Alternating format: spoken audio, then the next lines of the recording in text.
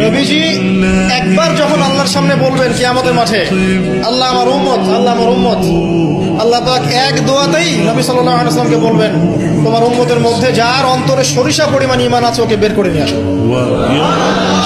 সেই মানুষের শান, তার মর্যাদা, তার চরিত্র নিয়ে কেউ যদি কথা বলে, কটূক্তি করে, তার অবস্থা পরকালে কি হবে চিন্তা করে। দুনিয়াতে হয়তো কিছু হবে না, হয়তো পার পেয়ে যাবে। এই দুনিয়াটা চূড়ান্ত ফলাফলের জায়গা।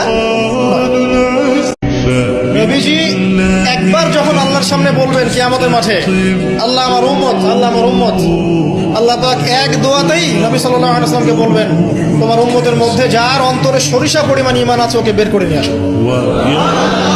সেই মানুষের শান, তার মর্যাদা, তার চরিত্র নিয়ে কেউ যদি কথা বলে, কটূক্তি করে, তার অবস্থা পরকালে কি হবে চিন্তা করে। দুনিয়াতে হয়তো কিছু হবে না, হয়তো পার পেয়ে যাবে।